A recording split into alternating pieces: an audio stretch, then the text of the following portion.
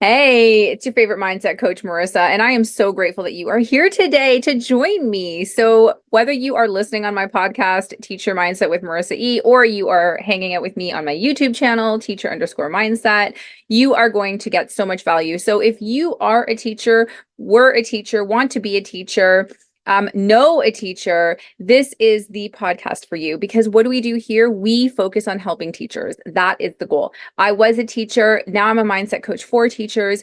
And I find people in the education space, whether they are teachers or were teachers or have some other place in the education space to help you save time, energy, practice self-love, avoid burnout, look at your worth, and just navigate regular challenges that teachers are encountering today. So I would encourage you to subscribe, especially on the podcast. Put a like in there so that we can push up in the algorithm because the higher we are, the more teachers we can help. That is my ultimate goal, is to bring love and positivity to so many teachers out there. So if that sounds like something you would be interested in, then without further ado, let's get into it. Hi, everyone. I'm so excited. Thank you for joining us today on the podcast and YouTube channel. So in this episode, we are talking to Caroline Sumners, who is the CEO of Empower Academic Coaching, which is a company that works with students of all ages with various questions about learning. So from how do I cope in class with ADHD to how do I write a successful letter for my university application, Caroline covers all of it. So today I can't wait because we are tapping into Caroline's wealth of knowledge around a few of these key topics. And before I forget, if you hear Caroline mention executive functions at all, she is talking about, because I didn't know, she is talking about time management, planning, organizational skills, and self-control, just to name a few. So it's those types of functions that we're talking about.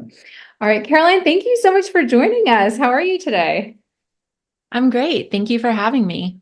Awesome. So let's get right into it. Can you tell us about Empower Academic Coaching? Like what caused you to start it up? How does it work? So I am a former teacher. I taught middle school science and English and high school biology. And in my last year teaching, I had a group of middle schoolers, seventh graders, who I would see twice a day, which was unusual for my school. Most of the teachers just saw them for one class per day. But because I was able to teach them science and English, I saw them twice as much. And you learn a lot about kids when you get to spend more time with them. So I noticed I had this particular group of students who were so insightful, curious, smart, like really made great connections. But then there was no evidence of that on their report card. And some of the other teachers who saw them maybe for just one class a day would say, oh, they're like not living up to their potential. They're not really motivated. They're unfocused in class. They are distracting other students. And I got really curious about that disparity. So that's when I first started learning about executive function skills, which you did a great job of explaining what those are. And collectively, I kind of think of them as the how of learning. And Mm. as a teacher, I mean, as your listeners know, and as you know from your career, there's just not enough time in the day to do everything that you want to accomplish as a teacher. So I really felt that I had to focus on the what of learning. I had to actually teach them the science, teach them the English skills they were learning. But in terms of how to learn, I felt like, first of all, there wasn't enough time. And second of all, shouldn't they know this stuff already? Like how to That's what a lot of study. teachers think, I think. Shouldn't they know this already? Yeah, especially by the time they got to middle school, I was thinking this would be something that they had covered.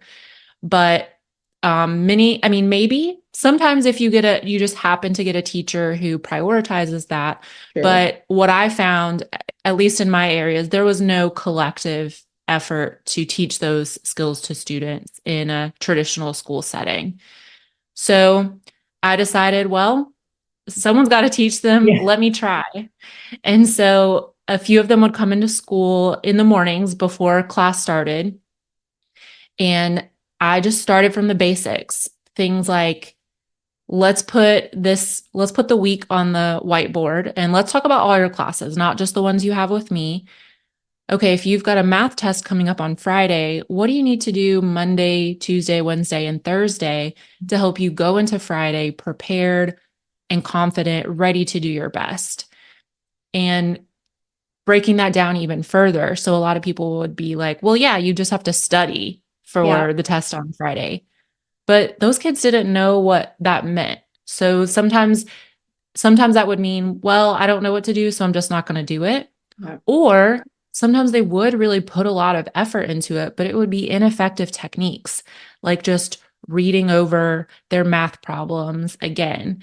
And what we actually know is most effective for a math test where you have to solve problems to get the correct answer, the best thing you can practice is actually solving more problems. So we would talk about how to do that, how to check that your answer was correct, effective ways to study with your friends and quiz each other. So in that process, they were actually learning a lot of different skills at once. They were learning how to set goals, plan, organize, and study. And I figured if these kids really benefited from it, that others would as well. So I took that chance. I decided to transition to working as an academic coach full time in my business. So I left the classroom, and it's been an amazing experience for the past 6 years. We've worked with hundreds of students, we've collaborated with schools, and I'm so proud of the results that we've accomplished. And I've still been able to do my favorite part of teaching, which is working with kids to help them achieve their dreams. Yeah, I especially like the idea of, giving them the vocabulary that they need. Like, what kind of questions do you need to be asking yourself before you set up a study plan? Or, what does it look like if I have to study? How do I do that? So that they're actually able to process the thinking behind it as well. Because let's face it, teachers are actually not taught how to teach study skills. Teachers study based on the way their parents taught them to study. And sometimes parents didn't have great study skills. So then where does the student go, right? And I want, I think it's so important for students to understand that no one is born knowing how to study. This is something anybody can learn as long as you have the right tools behind you, right? So I think that's fantastic. What are some of the trends like that you are seeing? 'Cause you've been doing this now for 6 years. What are some of the trends you're seeing today that parents and teachers should keep an eye out for?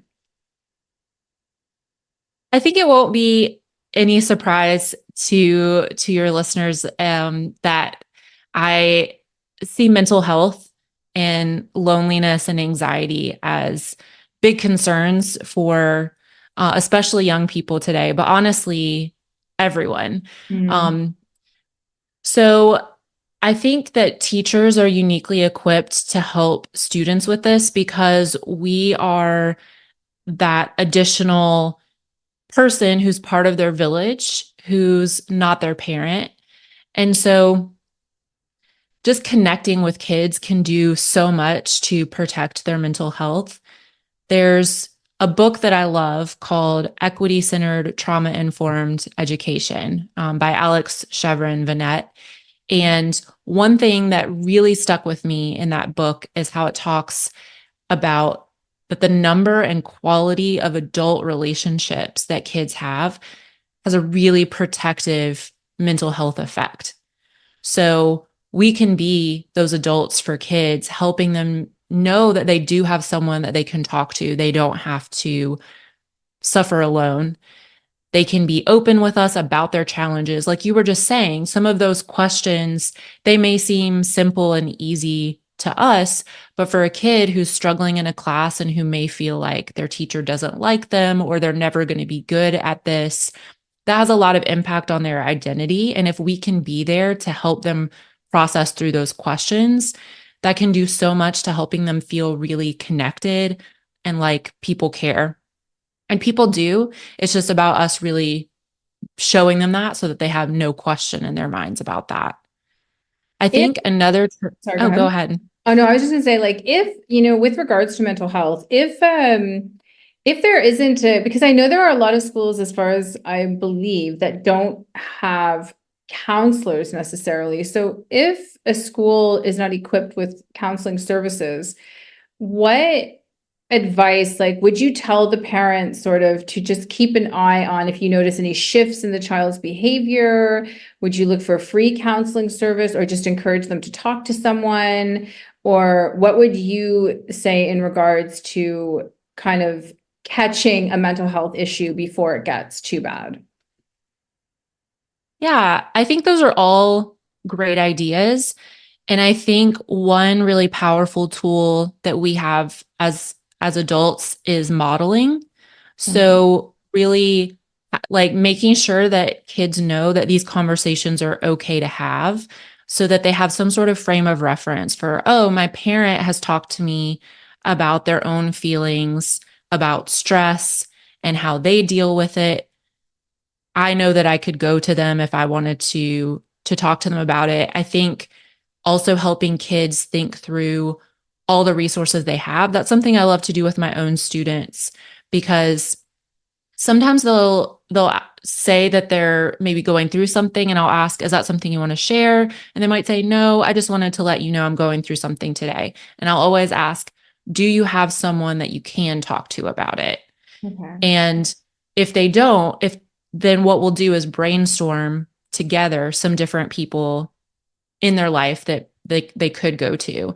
And so that can be a way that you can support your child or your student if they're not sure who to go to, helping them realize there are a lot of resources in their life, whether that's family members, coaches, people who the adults who run the clubs that they're a part of. And then we can be those people as well, modeling our own process. So I think that's something that teachers can do is, you know, I think talk about it in a healthy way. Like, here's something that I do when I'm feeling overwhelmed by all of the great lessons that I want to prepare for you all. One thing that I do is write it all out. Let me show you what I do. Let's go ahead and do that with your week, or even just ask them, what are some things that are stressful for you all right now? And then you can kind of pick up on those patterns and think about ways that you can help. So I want to be cautious there because teachers are helpers. We have big hearts. And you may think like if you're asking them what they're stressed about and they tell you a bunch of things that you're going to have to somehow like want to solve all of those things. And you don't have to do that. Like, you are their educator, you have a lane to stay in, but you may get some clues about ways that you can help. So, for example, if they're saying that they're really stressed about a project they have in your class, that can be a clue to you about, okay, let's have a conversation about this and see what we can do here to lighten the load. Is it that the instructions are confusing? Is the deadline not making sense anymore? Because one thing that can be difficult as a teacher is knowing exactly how much time it's going to take a student to do something, because it takes us so much less time to do that task. So I think that curiosity can go a long way towards letting students know that it's safe to talk about when they're struggling. Yeah, and I think definitely, teacher doesn't necessarily have to fix an issue, or like if the students all kind of comment on what they're struggling with, but just making them aware that talking about it is the best thing they can do. So even if, like, to not hold it in, getting it through to them, because back in like my parents' generation, even when I was growing up, you didn't talk about problems. You didn't talk, you just didn't. Like, it just wasn't if you had anything deemed close to mental health, it was like you were the problem.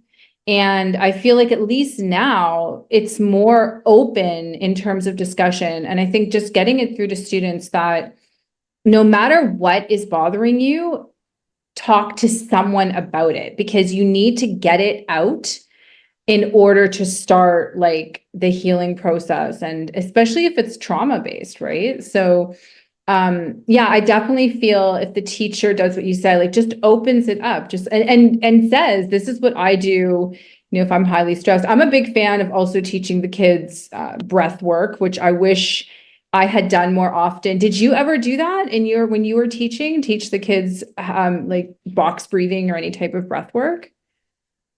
Definitely. And we would also sometimes have little like peace breaks where they could choose something that would help them feel more peaceful. So that could be like some, gentle movement or stretching or doing a kind of breathing exercise. And I definitely think that's so powerful to equip kids with those tools because breathing is something that you can do in any scenario practically. Yep. And it doesn't draw attention to yourself. It's something that kids can do during the school day, even if there's a teacher who's not saying, okay, now we're going to do breath work. Like once they know that, that's a tool that they can carry with them. Absolutely. Yeah, it's a forever tool, definitely, and by introducing more and more tools, I think the students will also learn, oh, I like this. I don't like this so much. This doesn't work as well for me, but this works great, right? So it's like anything, you trial and error a lot of different tools. And I know sometimes teachers might say, oh, but you've got to get through the curriculum and all of that. And I'm like, these days, those kids are passing. So my whole thing is they need the mental health. The struggle is real when it comes to the coping mechanisms with the world today, because they are exposed to everything that is going on in the world. You wake up and it's just like doom and gloom, especially if you've trained your algorithm on all your social media that way. And I feel by giving them the coping mechanisms of what is in their control, what they can do, you are actually helping that student in so much more in the long run than some of the academic things that you might have to cover, which could be done on Google, and they will tell you that as it is as well. So I think taking the pausing your lessons, like you've said you did. Were there any other things that you did in your class that you saw kind of really resonated with the students that they really liked? In terms of helping them with their mental health. Yeah, in terms, things that, help with their mental health. I think one thing that I do now that I wish I had done more of as a teacher is I start every single session with my students asking for their high, low, and cheer. So a high point of their day or week, a low point, and then a thank you to someone. I love that. Yeah, I know that really resonates with a lot of what you teach about mindset. And obviously, as a teacher, you don't have time to do that with every single kid every day. But building in some time for that one-on-one connection is really powerful. And getting to connect, it just takes a few moments to maybe check in with, set a goal of 2 students per day that you do that sort of check in with, or use it as an attendance question. Think about a creative, or it could even be a ticket out the door that students write down those things on a slip of paper and hand it to you. I guarantee you will learn so much from that. And one thing that I did do as a teacher is I would try to build in, I didn't realize what I was doing at the time, but basically coaching time. So this was hard to do, but it was well worth it. Basically, I would figure out what are some activities where kids could be working primarily independently so that I could, within a class period, have time to talk to about 5 students for about 10 minutes each. And I would do a rotation so that by the end of the month or 6 weeks, I would be able to have a 10-minute conversation with each student. And that sounds small, but it's so much more than what we can typically do if we don't intentionally set aside that time. And I really loved those conversations because it did give me that time to connect It gave them time to share things with me that I never would have found out otherwise, just about what are their dreams, their goals, their passions. We talked about their goals for the class. We talked about what they were enjoying the most about school. We were talking about the difficulties they were facing. And more than the information that I got from them, they also got a chance to just share in a way that they normally wouldn't be able to. So I think looking for those creative ways to have that time to really connect Yeah. is the fun part of teaching. And I get that it does require like thinking a little bit differently and planning ahead and structuring things, but honestly, that's why most of us got into teaching, is Yeah. because we love kids and want to have those conversations. So that has got to be a high priority. Yeah, I love that. That's so good. I'm definitely I'm going to call my friend who teaches grade 7 right after this and tell her, I'm like, this is brilliant. You've got to do this. I want to tap into your knowledge, Caroline, about ADHD students, because I feel like you have done a lot more, maybe studying on them, like you've worked with a lot of those students in Empower Academic Coaching. So tell me what you were telling me before when we talked earlier in the week. Like, can you explain what's the difference in their brains, and also touching on masking, or even just like what should we know as teachers and parents of ADHD students?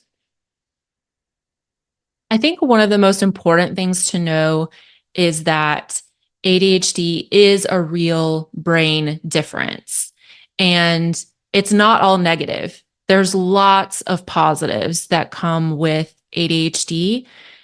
And at the same time, it is something that the person with ADHD was born with, and it's not something that is in any way a personal failing or a lack of effort.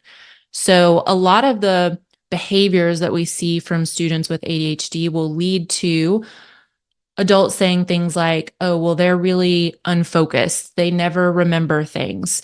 They must not care. We make assumptions based on those behaviors. If we see a kid who we've told 3 times to take out the trash and we watch them walk right by the trash can, you can jump to a lot of conclusions. You can say, they're ignoring me, they're being defiant, they don't care, they don't want to contribute to this family. Or we can see the same thing in school. If you tell a student that they need to pay attention to what you're saying, and then you see them like looking around the room, messing with something else, reading a book, like talking to the person next to them, you can make an assumption that they don't care about how they do in the class. They don't care about their future. They're unmotivated. Nothing could be further from the truth. There are documented brain differences that we're continuing to learn about more each day, but there's something in their brain that makes those things more difficult. It makes some things easier. For example, those same people who may get accused of those things can be intensely passionate. Many entrepreneurs have ADHD because they have great big picture vision.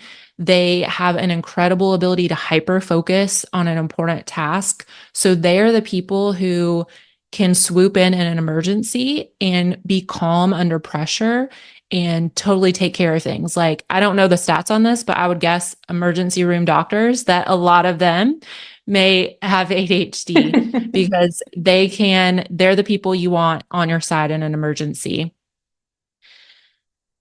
And so some of those brain differences, again, it's something that we're learning a lot more about, but there's one that I think is really important to know about.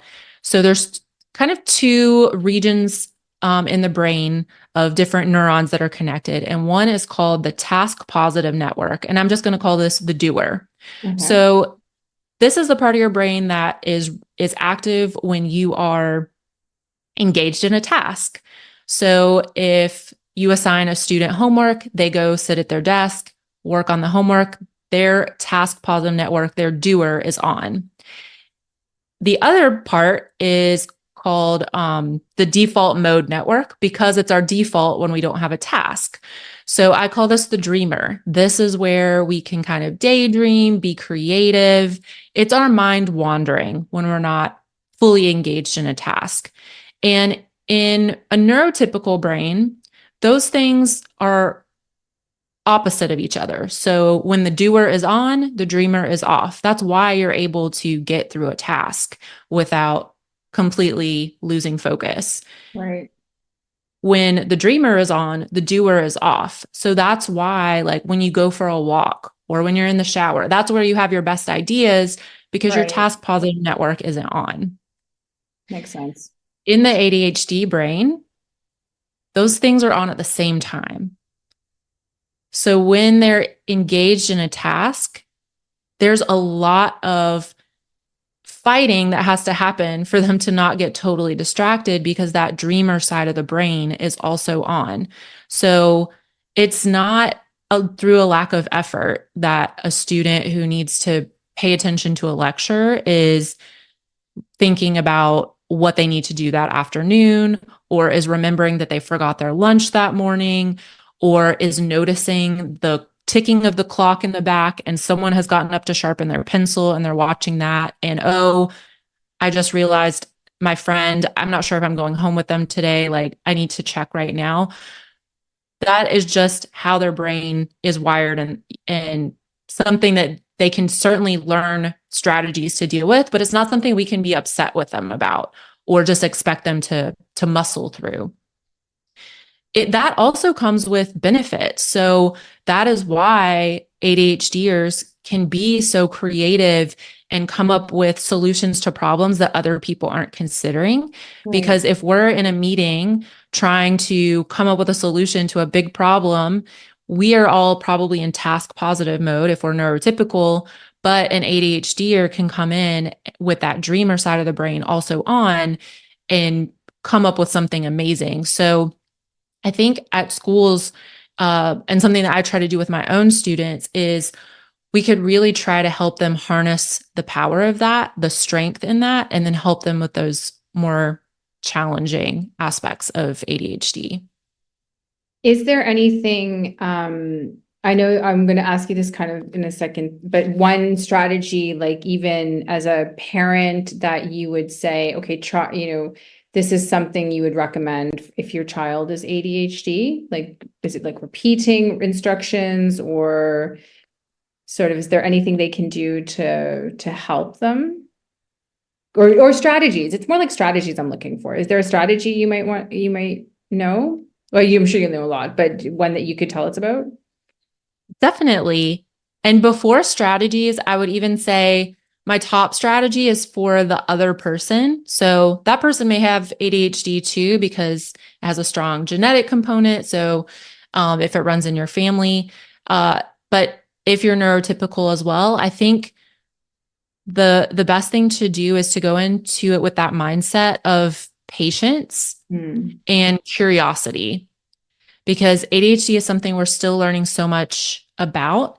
And even though there are some similarities, of course, in like how their brains may be wired and similarities in some of the characteristics, each person is also still an individual.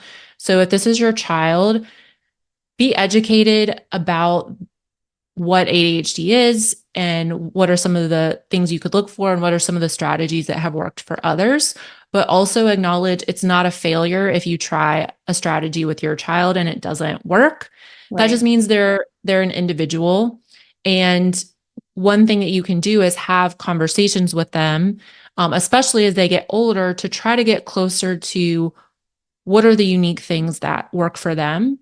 And that's going to help them so much, because then they know that if they try something and it doesn't work for them, it's not because of a personal failing.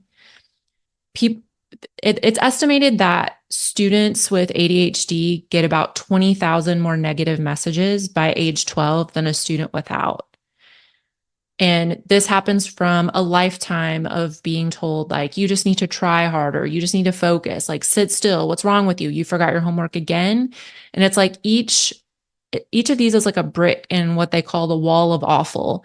It's just further confirmation that there is something wrong with them. So we have to really try hard to help them dismantle that wall and help them see that there is nothing wrong with them. there's just differences. So sometimes people will say, like, oh, you should just use a planner. And then the ADHDer will try that and they lose it or it doesn't work for them. They can't remember to take it out and write things in it. And then they'll be just like, well, this strategy worked for others. It didn't work for me. It must be because of me. I Mm, think one thing that we can do as parents and educators is help them see like not everyone uses one way of doing things. You let's try different things until we find what works for you. right. And then they know that it's all about options and trying and the process to finding what works for you. Okay, yeah, no, that's brilliant. Yeah, I agree. Definitely. It's trial and error for a lot of things in life, for sure. Don't like just give up after the first, like if something doesn't work, don't give up, right? Keep trying, keep looking for something different. And what exactly is masking when it comes to that? I know you were telling me about masking. What is that? So, because our society is set up really to honor the neurotypical brain, so think about a traditional school setting. And I know that there are schools that deviate from this, which is awesome. But in general, when you think of a school, it's going to be there's loud bells to keep you going to class at the right time, crowded hallways. Yeah. Um, there's you have to sit in a desk, you have to like follow the instructions, you have to do things a certain way. You have to do things because someone in authority told you to. They might not give you like the reason behind it. You're just expected to do it. If you're late, there's a consequence. You might have to stay after school or get in trouble in some way. Um, that is an environment that really rewards conformity and compliance. And so that kind of forces people who might operate in an environment that's different to try to blend in because nobody wants to stick out and be different. So, what that leads to is someone with ADHD, for example, trying to appear that they're someone that they're not. So, if they are having trouble focusing on what the teacher is saying, they may learn here are some things I can do to make it look like I'm paying attention. Like I'm going to focus on their chin so that I'm at least looking in the right direction. Or this can look like I know that I'm going to get in big trouble if I'm late. So I'm going to come up with like three different strategies to help me make sure that I'm definitely not late. And that sounds like, well, yeah, that's what everyone does. But for the ADHDer, if they're late, it's kind of like they're showing who they are. They're showing that they have a problem. And so it comes with a lot more anxiety Mm, and a lot more, they're not able to operate in the way that they're able, their brain is asking them to operate. So it's really this conflict of who they are on the outside versus who they are on the inside, which, as you know, that's going to lead to a big problem in being able to have a positive mindset if you have that disconnect. yeah, yeah, definitely. And tell me, is there any advice that you would give teachers today, like regarding what they might want to try and incorporate into the classroom to help students, and not even just students with ADHD necessarily, but just yeah, but we can start there. What would you suggest for just students that are maybe struggling? What could teachers try? I love this question because you're right. The strategies that work for students with ADHD are actually really effective strategies for everyone.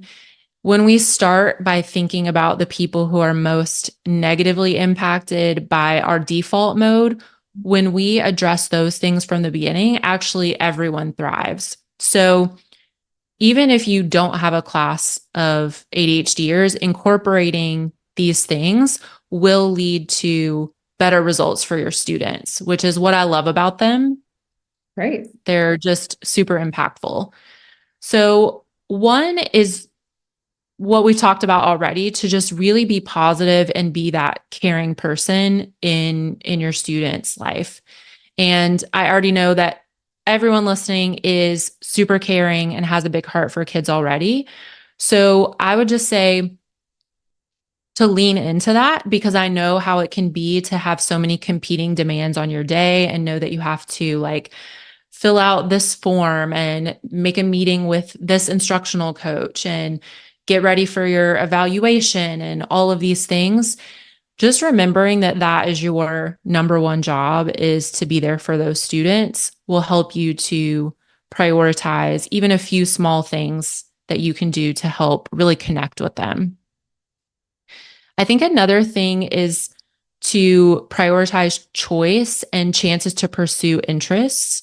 So this is something that we all know already as teachers, but sometimes those are the things like when you return to the basics, that's when you see the most impact. I actually did that with myself in my company this year is I really got back to basics and recommitted to the things that I know work.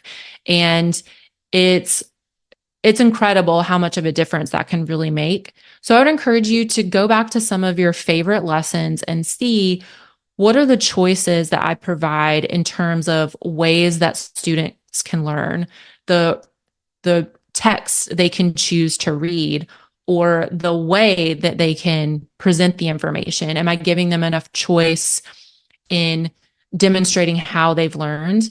Am I giving them choices to pursue their interests? I think ADHDers have an amazing hyper focus ability. So when they're really interested in something, they can focus on it forever and come up with something truly amazing. Are you giving them the chances to also make learning really relevant to them by getting to delve deep into a topic of interest? Yeah, that is so true because one of my best sellers on my Teachers Pay Teacher store is my book report choice board.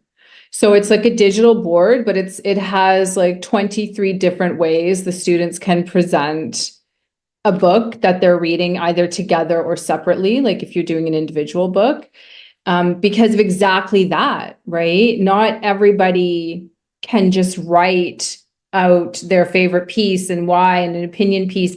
There's so many other ways that you can present that information that are really fun and gives them the choice. And at the end, I have like, you know, come up with something better. If you've got a better idea, go ask your teacher because maybe there's an idea I haven't thought of here, right? There's always that other option. Well, could I present this way? And teachers love that because they want to give the kids choice, but there's not always the resources out there to help them determine, well, how can I figure out what are the different choices I could give them?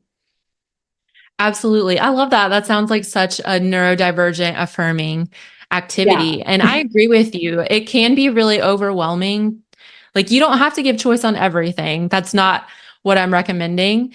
But yeah, like you said, figuring out where you can give choice, even if it's just two or three choices, that can be really powerful. If there's one book that you always teach, maybe seeing is there another book that deals with the same theme where I could have two different book clubs going on, or if there's a research project and you can identify three different topics that students could get into that address different areas of interest. A few little tweaks could really help with that. Another thing I love is visual prompts. So, and this is a great one for parents as well. So if there is some expectation you have, whether that's how, this is a great one to use for their bedroom.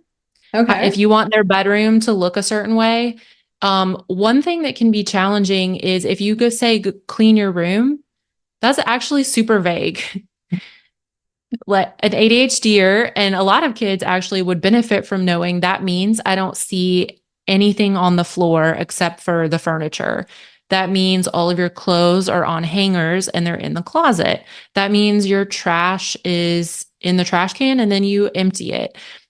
And again, this seems like too simple, but it is something that needs to be taught. And if you go through it, you will get better results because if you're frustrated by this, it means that their room's not clean. So let's figure out something that's going to help them. So one thing that can really help is help them, show them what it means to have a clean room. Take a picture of their clean room I And love now they have a visual reference. This also works great with backpacks. So kids who struggle with their books are in there and there's papers crammed in there and their lunchbox and who knows what else, broken pencils at the bottom. Having a picture of, just the binders, maybe the lunchbox on the outside, no trash in there can be really helpful. For older students, this might look like if you want their papers to be set up a certain way, like a certain font and a certain font size and like a certain header, having an example of that is very clearly posted where they could reference it all the time. Or if you have them set up their binder in a certain way, having an example that they can actually look at. You can also even consider this when you're giving instructions. So, for example, if you're a science teacher, having written instructions for a lab, having giving those instructions verbally, and then having some sort of visual component, like actually kind of demonstrating some of the things that they'll be doing in the lab.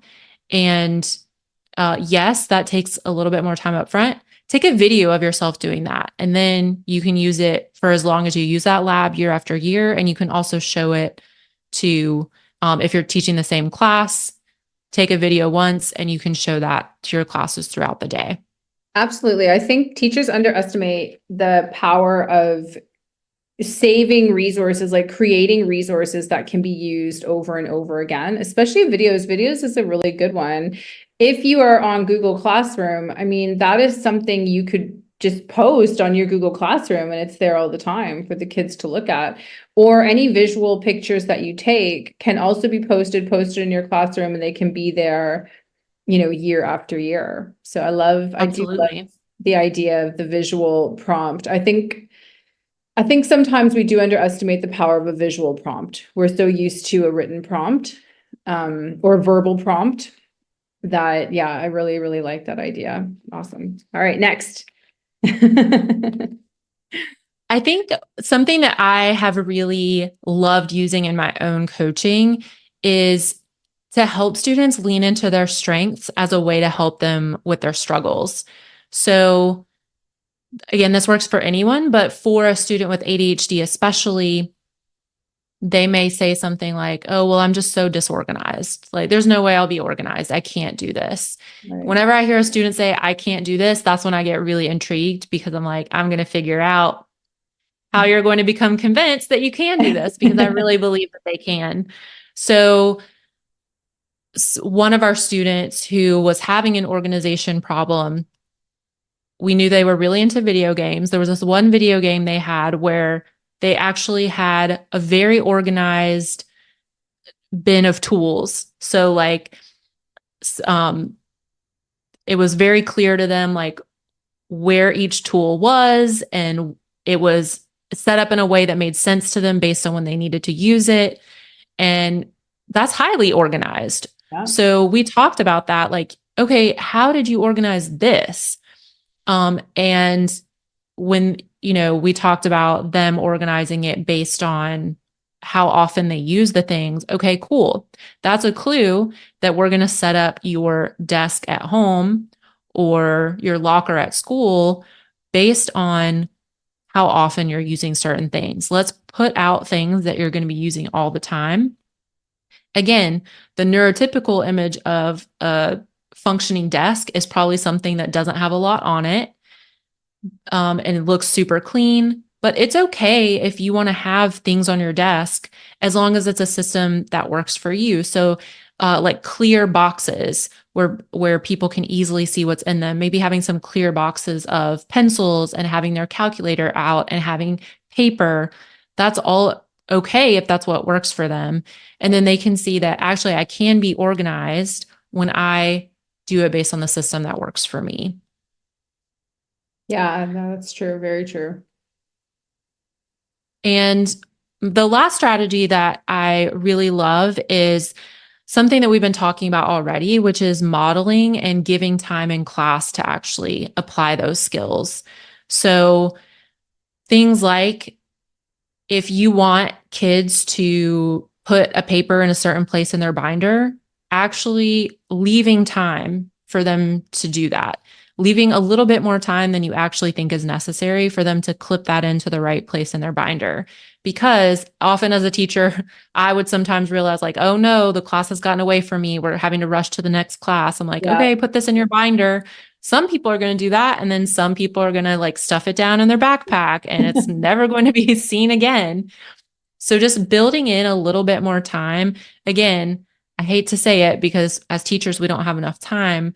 However, I think of it as an investment of time because honestly, yes, I'm going to have to take 3 extra minutes. Or if I want them to write down that they need to study using flashcards tonight, I'm going to have to take an extra 5 minutes for them to find their planner or open their calendar or whatever they're using. However, that's going to save me the time of, marking wrong answers on a test Yeah. or having to reteach the material because they weren't able to effectively study. This is me helping them build those skills for success, and it's going to lead to better results. Yeah, I think also like polling your class, if you've got specific students who are incredibly organized, right? Asking what are your top tips for staying organized, right? And then helping, other students to see how they do it so that they can try their own strategies and see what works for them, and just discussing, why it's so important to be organized and to, have the time management. I mean, for me, I love the Pomodoro timer. Have you used it before?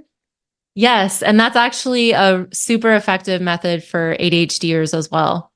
Yes, I also introduced it to my friend who teaches grade 7 for her students because um it just, I think, helps. The music is designed to, first of all, keep you focused, and knowing that that break is coming. It also helps with seeing, if you can get the one on the YouTube with the actual countdown timer.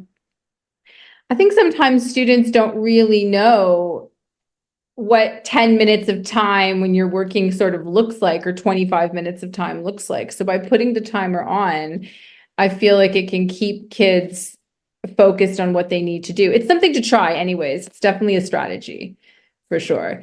And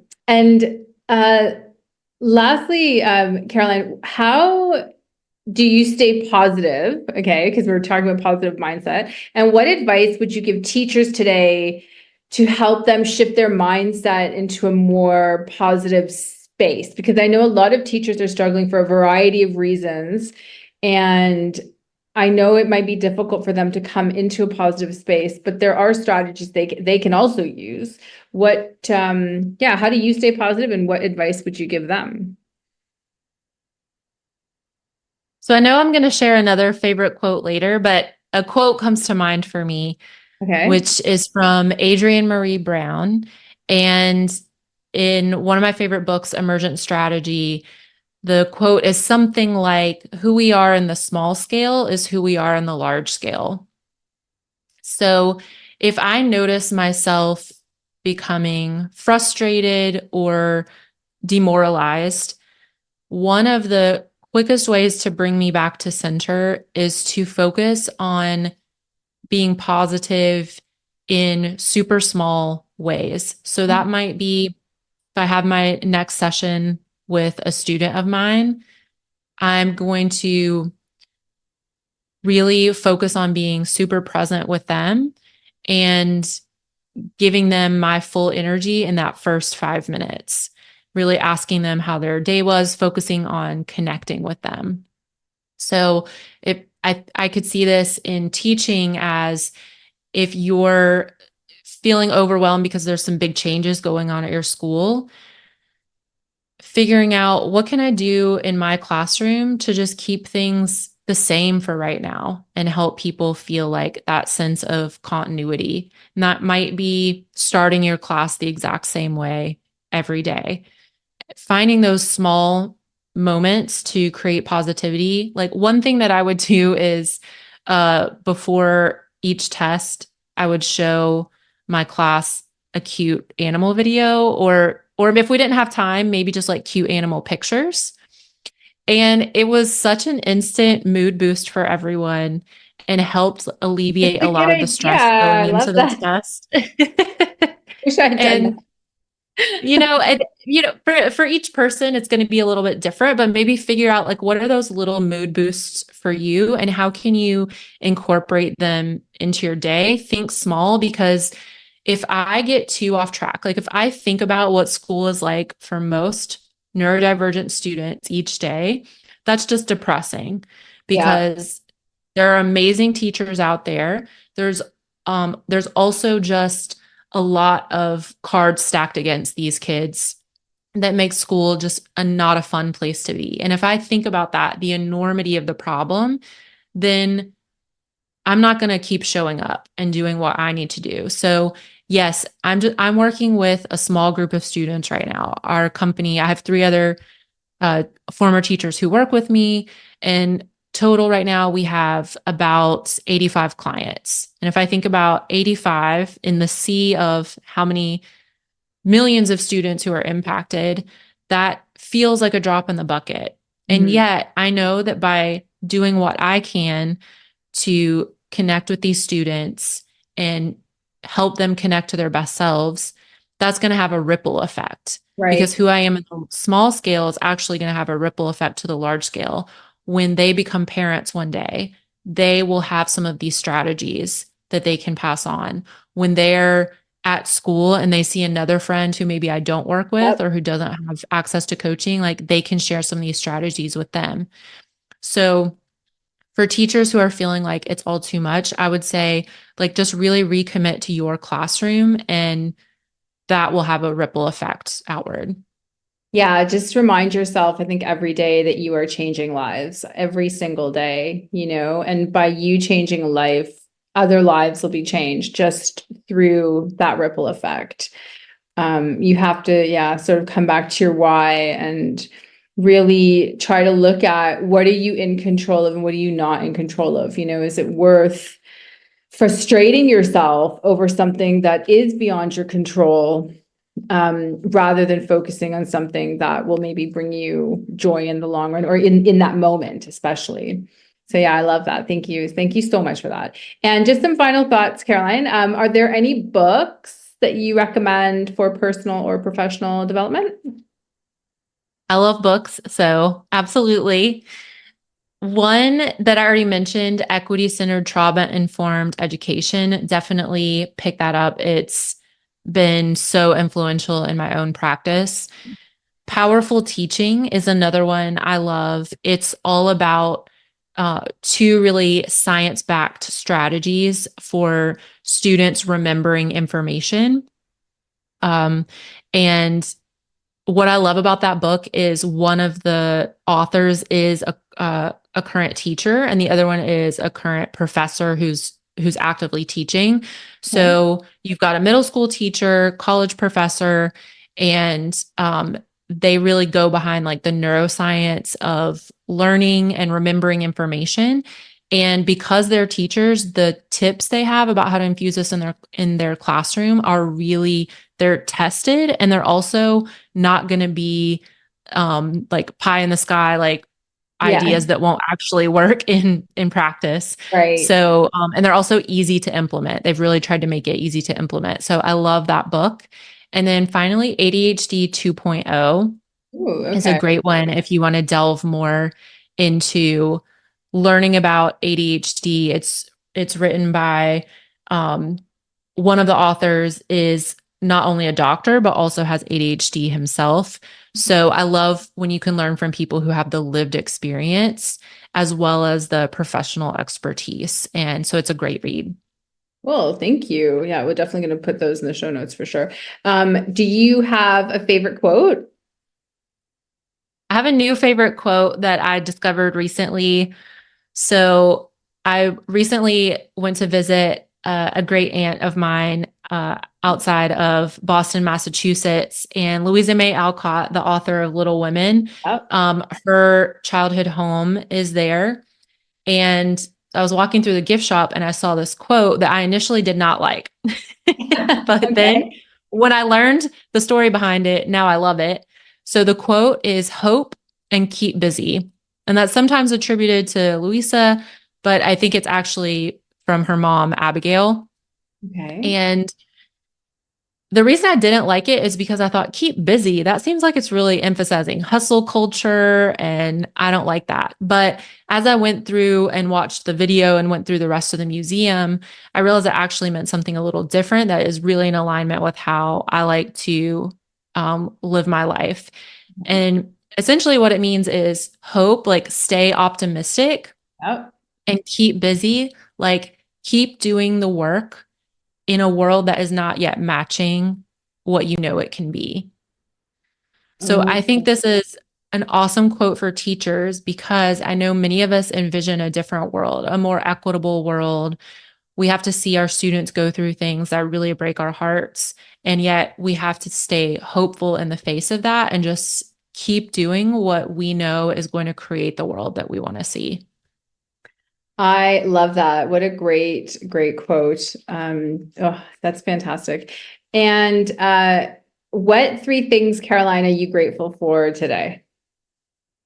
I'm grateful for all of the amazing teachers out there who are in my part of the world are gearing back up for the school year. Yep. I'm so grateful for what they do every day for students and for my students when they share the great teachers who've had an impact on them. They do talk about it with me, and so you are making a difference, and I'm super grateful for that. I'm grateful for my family. I just had a little nephew born last week, and I'm Oh, going to go congrats. get, Cute. thanks, get to see him and my nieces this weekend and the rest of my family. And I'm also grateful for the outdoors. And I've been spending a lot of time by the ocean lately and grateful for that, which helps me keep a positive mindset. Yeah, definitely. I love, I'm also close to the ocean. I just love it. It's such a boost. But whatever nature you're close to, take advantage. I mean, even if it's a park or anything, it's just so important to get out into nature when you can. I'm a huge advocate for that. Well, Caroline, I just want to say, like, I'm just so grateful that you came on the show today. I've learned so much, and I know our listeners have as well. And I just really appreciate you for your dedication to, helping all of these students, like past, present, future, to develop skills that will create a ripple effect and help them and people they love thrive in life. Yeah, and I just wish you incredible success and prosperity as you move forward. So thank you so much. Thank you. Same to you.